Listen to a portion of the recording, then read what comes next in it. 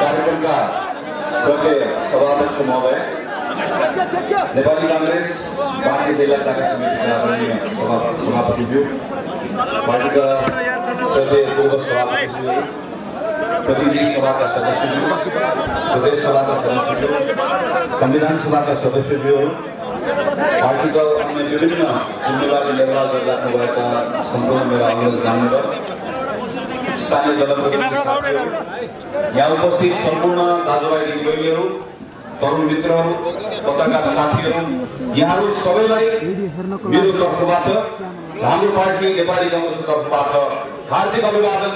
जय नेपाल। म क्षेत्रीय सभापति र क्षेत्रीय समितिलाई यो अवसरका निम्ति हार्दिक कृतज्ञता ज्ञापन गर्न चाहन्छु। आज पौष 13 गते यो बेलामा म नेपालगञ्जको तिरुवनचोकमा होइन, संसद भवनमा हुनुपर्छ।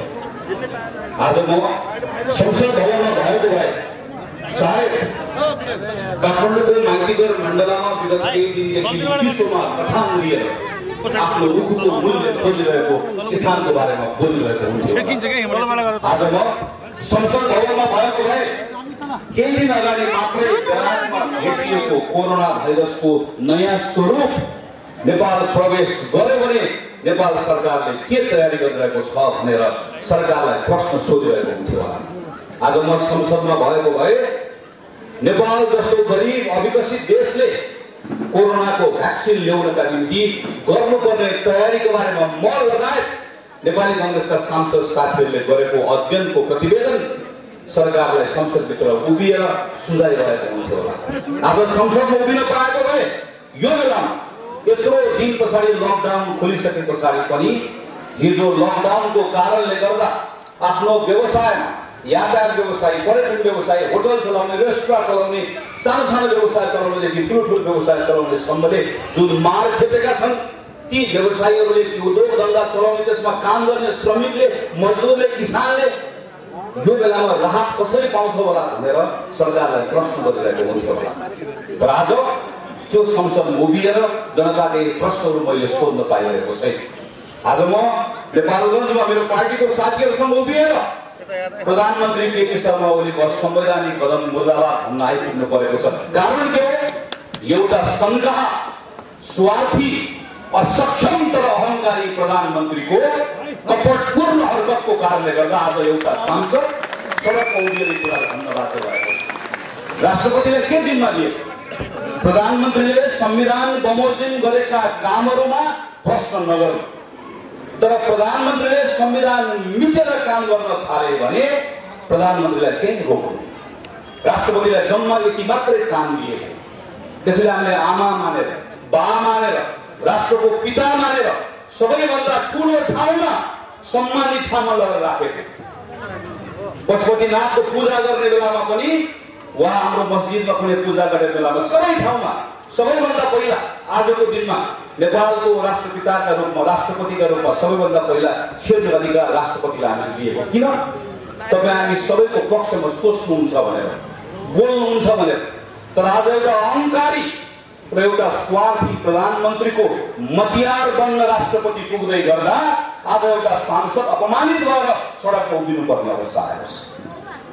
आदरणीय साथीहरू, आदरणीय जनसमुदाय, यो सांसदको मात्र अपमान होइन, जनमतको अपमान। सांसदलाई संसदभित्र छिर्न नदिने भनेको जनताको प्रतिनिधिलाई, जनताको आवाजलाई संसदभित्र छिर्न रोकेको। यसको आक्रोश स्वाभाविक रूपमा हामी, तपाईँ, म, हामी सबैमा छ। तर यहाँ आक्रोश मात्र छैन, आक्रोश भन्दा पनि ठुलो पीडा छ।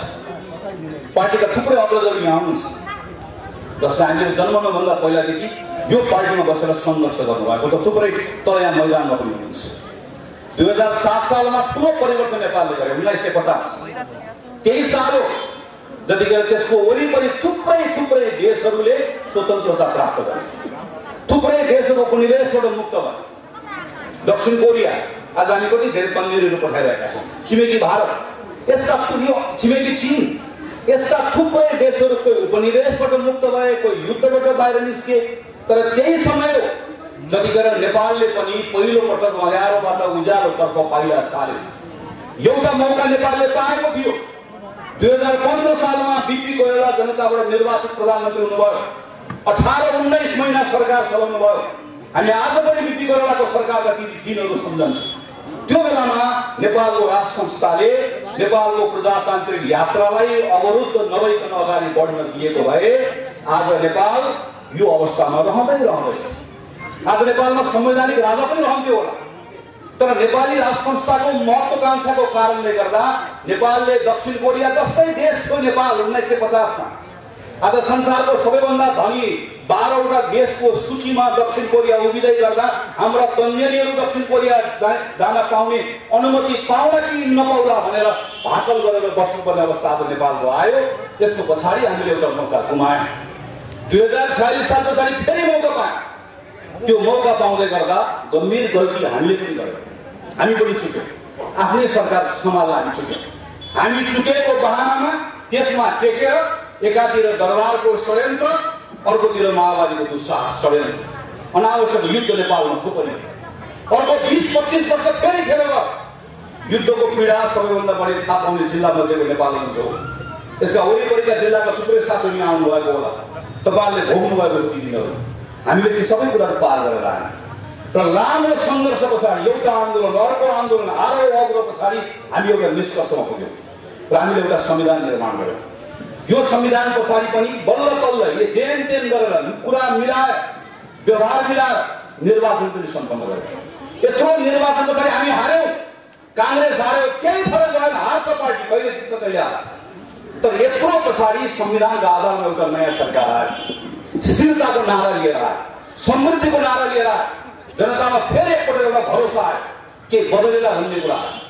अब त मेरो जीवनमा केही नयाँ कुरा होला भन्ने आयो। तर यत्रो वर्ष पछाडि नेपालको इतिहासमा बिपी कोइरालाले पाउनु भएको भन्दा पनि कति बढी सुविधा प्राप्त गरे। जनमतको सुविधा, संसदभित्रको गणितको सुविधा, देश विदेश सबैतिरको अनुकूलता, यस्तो वातावरण पाउँदै गर्दा पनि नेपाल कम्युनिस्ट पार्टी र नेपाल कम्युनिस्ट पार्टीबाट निर्वाचित हुनुभएको प्रधानमन्त्री केपी शर्मा ओलीको यो संविधान र व्यवस्थाप्रतिको विश्वासघातले गर्दा आज सिङ्गो व्यवस्थामाथि प्रश्न उठेको छ। यो व्यवस्था केमा टिकेको छ? यो व्यवस्था संविधानमा अडिएको छ। तर संविधान जब हो भने यो व्यवस्थाको आत्मा भनेको जनताको विश्वास। एकातिर संविधान जब हल्लाइएको छ, अर्कोतिर जनताको विश्वास डगमगाएको छ। त्यसैले पौष 5 गते प्रधानमन्त्री केपी शर्मा ओलीले संसद निर्वाचन गर्न साथै हाम्रो पार्टी नेपाली काङ्ग्रेसले भन्यो, एक स्वरमा भन्यो, यो सर्वसत्तावादी कदम हो, यो अधिनायकवादी कदम हो, यो असंवैधानिक कदम हो र यो कदमले नेपाललाई ठुलो अराजकतातर्फ लिएर जाँदैछ, ठुलो अनिश्चिततातर्फ लिएर जाँदैछ र यसको विरुद्धमा नेपाली काङ्ग्रेस उभिन्छ। यो ठुलो षड्यन्त्र नेपालमाथि। यो षड्यन्त्रलाई बुझ्नका निम्ति हाम्रो संविधानको अपव्याख्या कसरी गरिएको छ भन्नेतर्फ हामीले ध्यान पुर्याउनै पर्छ। 2047 सालमा जब हामीले नयाँ संविधान बनायौँ, नयाँ संविधानको आधारमा नेपाली काङ्ग्रेसको सरकार बन्यो, हामी नेपाली काङ्ग्रेस पार्टीभित्रकै हाम्रो कलहको कारणले गर्दा संसद विघटन भयो। जनताबाट हामी दण्डित पनि भयो। केही समय पछाडि नेपाली कम्युनिस्ट पार्टी एमाले ठुलो दलको रूपमा आयो। मनमोहन अधिकारी, स्वर्गीय मनमोहन अधिकारीले पनि संसद विघटनको सिफारिस गर्नुभयो। त्यसको केही समय पछाडि नेपाली काङ्ग्रेसको नेता शेरबहादुर देउवाले पनि संसद विघटनको सिफारिस गर्नुभयो। यी सबै सिफारिसहरू गर्दै गर्दा कुनै अदालतबाट सदर भए, कुनै अदालतबाट बदर भए, तर यो सबै सिफारिसहरू गर्दै गर्दा एउटा कुरा हेरियो, नेपालको संविधानको 2047 सालको संविधानमा एउटा धारा लेखिएको थियो। त्यो धाराले के भन्थ्यो? यो संसदीय व्यवस्था हो, यो व्यवस्थामा प्रधानमन्त्रीले चाहेको बेलामा संसद विघटन गर्न सक्छ। हामी सबैले त्यो अनुभव गर्यौँ। काङ्ग्रेसले गर्यो, एमाले गर्यो, माओवादीले गर्यो, हामी सबैले अनुभव गर्यौँ। र 62-63 को आन्दोलन पछाडि यहाँ पनि संविधान सभाको सदस्यहरू हुनुहुन्छ। हामी संविधान सभाभित्र बसेर काम गर्दै गर्दा त्यो अनुभवबाट हामीले एउटा पाठ सिक्यौँ र भन्यौँ हामी हिजोको गल्ती अब दोहोर्याउनु। माओवादीले भन्यो नेपालमा अब हामी 5 वर्षको लागि प्रत्यक्ष निर्वाचित राष्ट्रपतिको व्यवस्था गर्न चाहन्छौँ। एमाले भन्यो हामी नेपालमा प्रत्यक्ष निर्वाचित प्रधानमन्त्रीको व्यवस्था गर्न चाहन्छौँ। काङ्ग्रेसले भन्यो हामी संसदीय व्यवस्थामा केही परिवर्तन गरौँ तर संसदीय व्यवस्था नै चाहन्छौँ। अन्त्यमा हामी एउटा निष्कर्षमा पुग्यौँ। नेपालमा संसदीय व्यवस्था राख्ने तर निर्वाचित संसदबाट निर्वाचित भएको प्रधानमन्त्रीलाई 2 वर्षसम्म अविश्वासको प्रस्ताव कसैले पनि ल्याउन नपाउने। एक पटक अविश्वासको प्रस्ताव 2 वर्षपछि कसैले अविश्वासको प्रस्ताव ल्यायो भने पनि अविश्वासको प्रस्ताव ल्याउँदै गर्दा वैकल्पिक प्रधानमन्त्रीको नाम राखेर ल्याउनु पर्ने। त्यो यदि असफल भयो भने फेरि 1 वर्षसम्म अर्को प्रस्ताव ल्याउन नपाइने। यो संसारको कुनै संविधानमा छ? कहीँ पनि छैन। प्रधानमन्त्री केपी शर्मा ओलीलाई 2 वर्ष अविश्वासको प्रस्तावको बारेमा कसैले छुट किन गरेन? कसैले चाहेर पनि ल्याउन सक्दैन। किन? यो संविधानमा लेखिएको छ। संविधानमा यो कुरा लेखिएको कुराको प्रयोग राष्ट्रपति र प्रधानमन्त्रीले गर्ने, तर संविधानमा नलेखेको कुरा गर्नका लागि भने राष्ट्रपतिले यो संसद विघटनको सिफारिस अनुमोदन गर्दै गर्दा के लेख्ने भने संसारको अभ्यासलाई हेरेर मैले यो निर्णयलाई सदर गरेको छु भनेर लेखे। जहाँ आफूलाई चाहिएको छ त्यहाँ संसारको अभ्यास हेर्ने, जहाँ आफूलाई चाहिएको छ त्यहाँ नेपालको संविधान हेर्ने। तपाईँ नेपालको नागरिक हो। यो नेपालको संविधानले तपाईलाई जे नगर भनेको छ तपाईले त्यो नगर्ने हो, बाँकी तपाईले गर्न पाउनुहुन्छ। तर यहाँ मेयर हुनुहुन्छ, उपमेयर साहबहरू हुनुहुन्छ, हामीहरू सांसद छौँ, प्रदेशको सांसद हुनुहुन्छ, राष्ट्रपति होस् कि प्रधानमन्त्री होस्, जनताबाट निर्वाचित भएको प्रतिनिधिलाई जनताको जस्तो स्वतन्त्रता हुँदैन। तपाईले जे नगर भन्यो त्यो भन्दा बाहेक गर्न पाउनुहुन्छ। तर जनताबाट निर्वाचित भएको प्रतिनिधिले संविधान र कानुनले जे गर भन्छ त्यो भन्दा बाहेक केही पनि गर्न पाइँदैन। त्यसैले हाम्रो संविधानमा हामीले के लेख्यौँ? यो पटक संसद विघटन गर्न पाइँदैन। 5 वर्ष संसद रहन्छ। एक पटक संसद बनिसकेपछि एउटा अवस्थामा मात्रै संसद विघटन हुन्छ। त्यो अवस्था भनेको यो संसदले प्रधानमन्त्री बनाउनै सकेन भने मात्रै संसद विघटन हुन्छ। प्रधानमन्त्री केपी ओली र तपाईको मुख्यमन्त्री यहाँको प्रदेशको मुख्यमन्त्री केपी ओली भाग 2 हुनुहुन्छ। उहाँले गरेको तर्क मैले पढिरहेको थिएँ। उहाँको तर्क छ अदालत संसद विघटन गर्नुभन्दा पहिला केपी ओलीसँग बहुमत भएकोले यो संसदबाट अर्को कुनै पनि सरकार बन्दैन थियो। माफ गर्नुहोला कमरेड, यो संविधान एकपटक फेरि पढ्नुस्। यो संविधानमा स्पष्टसँग के लेखेका छौँ भने यो संसदबाट पार्टी होइन, एउटा व्यक्ति सांसद गगन थापाले समेत म प्रधानमन्त्री बन्छु भनेर मैले हस्ताक्षर पुर्याएँ भने मलाई व्यक्तिलाई समेत प्रधानमन्त्री बन्ने अधिकार हाम्रो संविधानमा हामीले लेखेर लिएर आएका छौँ। किन? हाम्रो अनुभवबाट सिक्यौँ।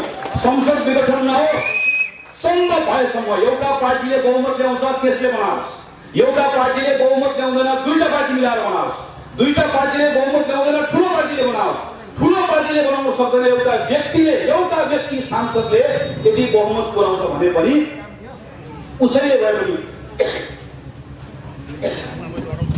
बनाओस्।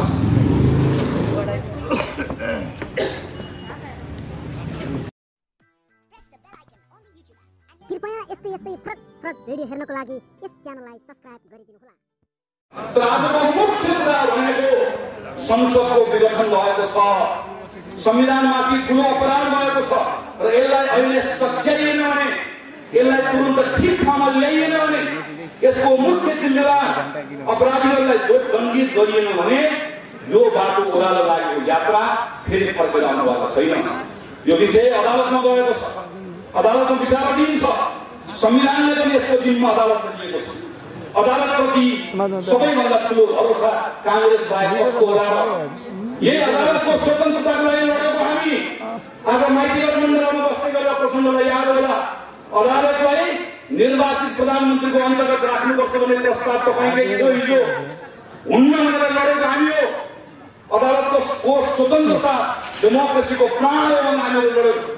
त्यसैले आज अदालतमाथि पनि हाम्रो विश्वास छ, भरोसा छ। केही नेताहरू के भन्नुहुन्छ? अदालतमा छलफल भइरहेको भन्नुहुन्छ। मैले मेरै पार्टीको साथीहरूलाई जननायक बीपी कोलकाताको एउटा अनास्मरण गर्ने गरेको छु। जतिखेर बीपी राष्ट्रिय मेलमिलापको नीति अन्तर्गत नेपाल फर्कनुभयो, बीपीमाथि अनेक मुद्दाहरू थिए, फाँसीको मुद्दा थियो। अदालतमा उभिएर बीपीले भन्नुभयो अदालतको सीमा छ, अदालतलाई पनि केही व्यवधान छ, तर पनि अदालतको सबैभन्दा ठुलो जिम्मेवारी भनेको न्याय दिनु हो। अदालतले न्याय दिन सक्नुपर्छ। अदालतले न्याय दिनका निम्ति बिना भय र पक्षघात, बिना गोप्य निर्देशन, बिना रहस्यात्मक निर्देशन अदालतले न्याय दिन सक्यो भने मात्रै अदालत हुनुको अर्थ हुन्छ। म अदालतबाट न्यायको अपेक्षा गर्छु। अदालतले न्याय दियोस् श्रीमान। अदालतको परिसर भित्र न्यायको हत्या नहोस्। बल्ले भनेको जनराज बिपी गरेर अदालत कहाँ भनेको अदालतले उभिएर भनेको कहिले भनेको राजाको शासन भएको बेलामा। त्यो पार्टीको कार्यकर्ता हामीहरू राजाको शासन भएको बेलामा यसरी बोल्ने बिपी गरेरको कार्यकर्ता आज ठुलो हेरेर बस्दैन। जुन दिन अदालतमा संसद विघटनको मुद्दामा छलफल हुन्छ त्यो दिन कांग्रेसले सडकमा आएर शान्तिपूर्ण ढंगले भन्ने हिम्मत गर्नुपर्छ। अदालतमा बसेका न्यायमूर्तिहरूले भन्नुपर्छ हाम्रो तपाईहरुप्रति ठूलो विश्वास छ, हाम्रो तपाईहरुप्रति ठूलो सम्मान छ, हाम्रो तपाईहरुप्रति ठूलो आस्था छ, ठूलो भरोसा छ। त्यसैले हामी भन्छौं हामी तपाईहरुतर्फ आशाको नजरले, भरोसाको नजरले हेरिरहेका छौं श्रीमान। हामी भनौं तपाईहरुप्रति ठूलो विश्वासको नजरले हेरिरहेका छौं।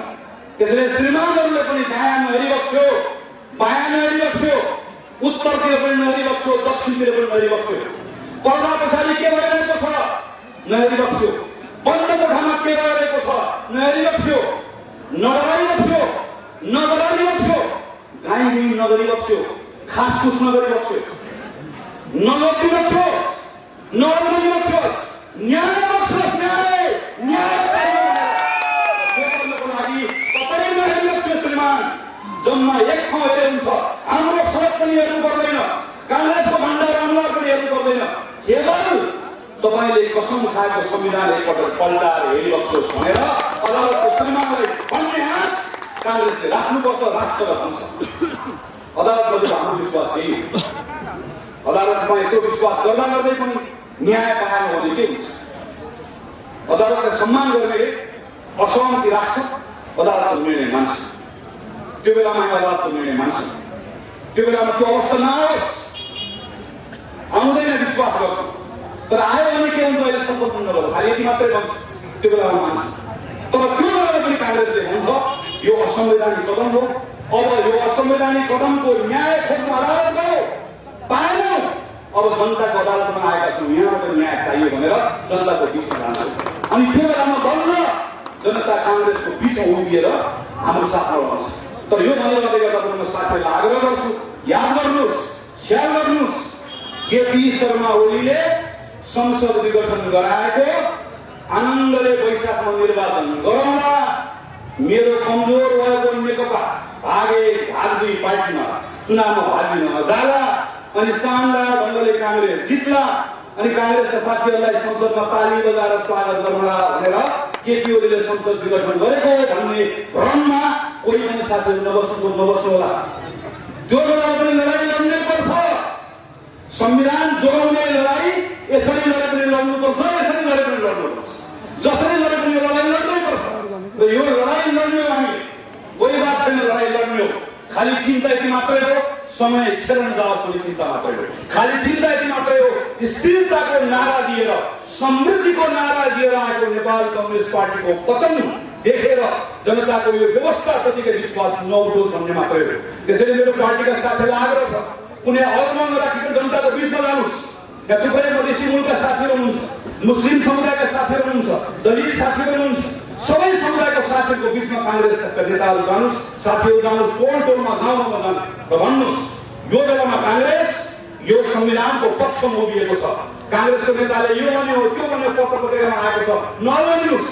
एक ढिक्का गरेर कांग्रेसले निर्णय गरेको छ र भनेको छ यो केपी ओलीको असंवैधानिक कदम, यो घोर अधिनायकवादी कदम, यो सर्वसत्तावादी कदमको विरुद्धमा कांग्रेस एक ढिक्का गरेर उभिन्छ।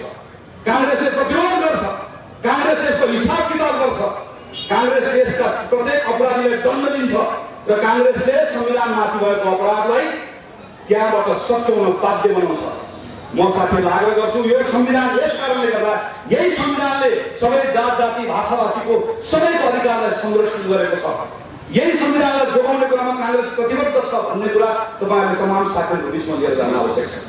केपी ओलीको कदमले जनादेशको अपमान गरेको छ। नेपाल कम्युनिस्ट पार्टीले स्थिरताको नारा दिएर आएर समृद्धिको नारा दिएर आएर स्वाधीनताको नारा दिएर आएर आज कस्तो अवस्थामा पुर्याएको छ। आज आयो भारतको प्लेन आयो, को आयो कसैलाई थाहा छैन। आज आयो चीनको प्लेन आयो, को आयो कसैलाई थाहा छैन। यस्तो थियो देश। चुच्चो नक्सा बनाएर मैले यहाँ आएर फुर्ती लगाउनेहरू, त्यो नक्सा बनाउने बाध्य बनाउने संसदमा हामीहरू हो। हाम्रो कारणले उभ्याएको त्यो ठाउँमा आज हामी देखिरहेका छैनौँ। नेपाल कम्युनिस्ट पार्टी हेर्नुहोस् त, नेपाल कम्युनिस्ट पार्टी आज मिलाउनका लागि एउटा देशका मानिसहरू आउँछ। नेपाल कम्युनिस्ट पार्टीभित्र यो भन्दा देशको योभन्दा हाम्रो आफ्नो स्वाधीनताको माथिको खेलवाडहरू केही छ। यस्तो अवस्थामा देशलाई पुर्याएको छ। यो सबै कुराले नागरिकहरू निराश नबनुन् भन्नेतर्फ काङ्ग्रेस सचेत रहन आवश्यक छ। त्यसैले म बाँकेको क्षेत्र नम्बर 2 को यो कार्यक्रम मार्फत बाँकेका तमाम पार्टीका साथीहरूलाई आग्रह गर्छु, लोकतन्त्र शुभचिन्तक साथीहरूलाई आग्रह गर्छु, नेपाली काङ्ग्रेसले यो बेलामा आफ्नो धर्म निर्वाह गर्ने हो, आफ्नो कर्म गर्ने हो। हाम्रो कर्म गर्दै गर्दा हामीले कर्म गर्ने हो, फल जे आउँछ आउँछ। हाम्रो कर्म हामीले गर्नुपर्छ र हाम्रो यतिखेरको कर्म भनेको यो असंवैधानिक घटना, यो असंवैधानिक कदमका विरुद्धमा प्रतिरोध गर्ने हाम्रो कर्म हो। यो बेला यसका विरुद्धमा लड्ने हाम्रो कर्म हो। यो नै हाम्रो धर्म पनि। यो धर्म हामीले निर्वाह गर्नुपर्छ।